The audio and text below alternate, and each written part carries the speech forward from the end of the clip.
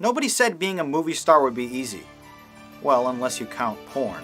In which case, drop your pants and we'll begin. This is Movie Night.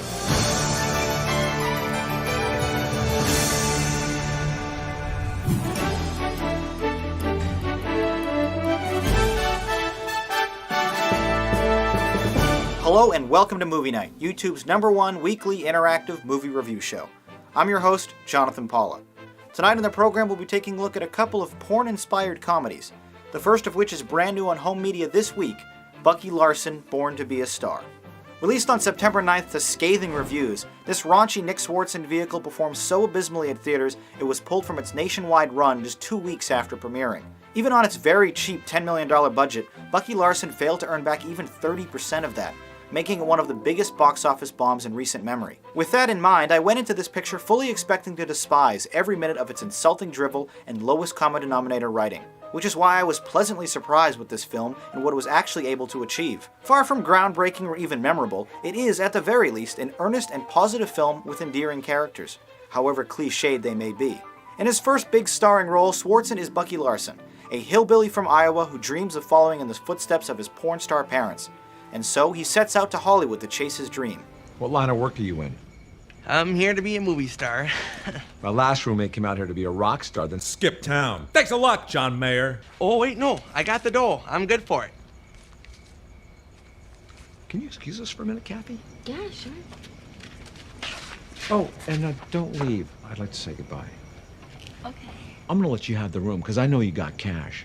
And I know I could pound those woodcutters down your throat. Roommates? Yeah, roommate. Bucky is an off-balance character full of quirks and bizarrely distracting buck teeth and a terrible mop-top haircut. But his foolish optimism and kind-hearted nature is a contagious quality that makes him a protagonist worth cheering for. Playing opposite him is Christina Ricci in a charmingly cute role who curiously finds something of merit to love in Bucky. Don Johnson, Kevin Nealon, and Stephen Dorff all contribute with exaggerated performances that manage to grab a few laughs every couple scenes or so. Strikingly unrealistic at times, it's a wonder that Bucky is even able to walk a straight line, let alone star in his own porno movies.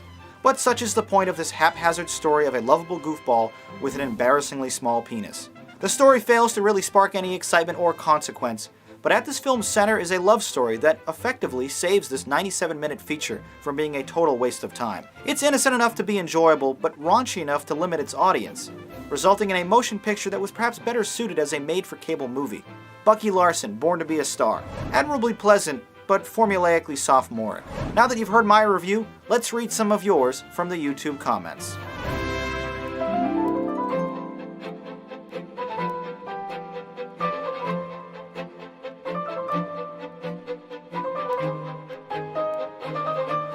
Here's a Ratomatic to show us our scores for Bucky Larson, Born to be a Star.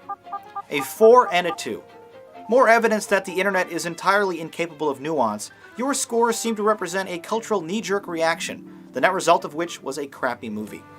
Taking a look at our newest feature, Fact or Facts, I felt this was an enjoyable movie with decent acting, but it suffered from a poor story and drab staying power. I felt it was meh. Our second porn-themed film tonight is The Girl Next Door.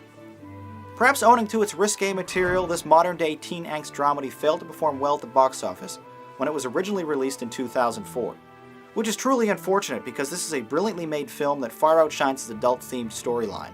Emile Hirsch stars as an ambitious high school whiz kid and social outcast who falls in love with his porn star next-door neighbor, played delicately by the drop-dead gorgeous Alicia Cuthbert. The first act of this movie is teen drama at its finest, beautifully capturing all the feelings and details of senior year, while struggling to deal with your first true love. Hirsch and Cuthbert are positively fantastic here, playing off each other with adorable chemistry you can't help but root for. Carefully hesitant but determined, Hirsch is the breakout performer in this film, playfully instigated into wild behavior from a girl who has finally found a boy who doesn't see her as just an object. How do you know no one's home? I don't.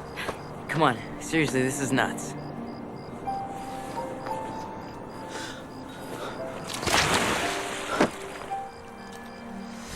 So, what's the craziest thing you've done lately?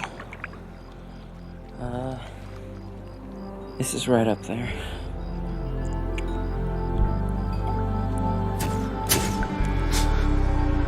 Oh my god.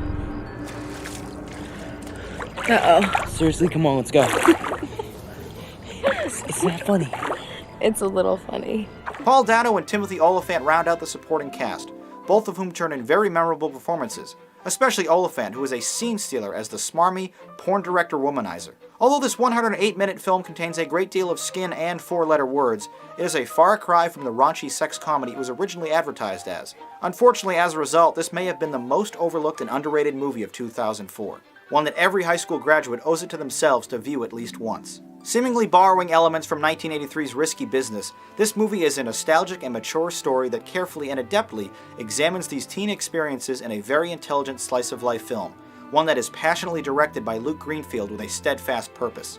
From The Who, Queen, David Gray, and others that litter the poignant soundtrack that underscore key scenes, to the crafty and masterful editing, The Girl Next Door is an absolute treasure of 21st century filmmaking. Stumbling a bit in the middle act with some more unnecessary plot developments, this story's determination thankfully comes roaring back in the final act, with a tremendously effective twist that puts an applause-worthy exclamation mark on a wonderfully enjoyable motion picture.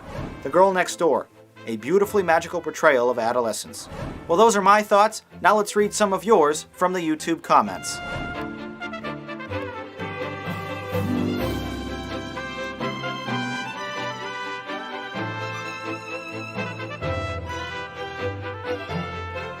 Back again is the Rate-O-Matic to highlight our scores for The Girl Next Door, a 9 and an 8. You enjoyed this film, praising it for its accuracy, humor, acting, and of course, Elisha Cuthbert. You thought it was great. Meanwhile, I truly love this film. It was an immensely enjoyable movie with fantastic writing, editing, music, and emotional impact. But the overly involved second act hurt this film's tempo. This film gets a very respectable awesome. But that does it for tonight's films, so now let's see what's currently playing in theaters with some tweet critiques.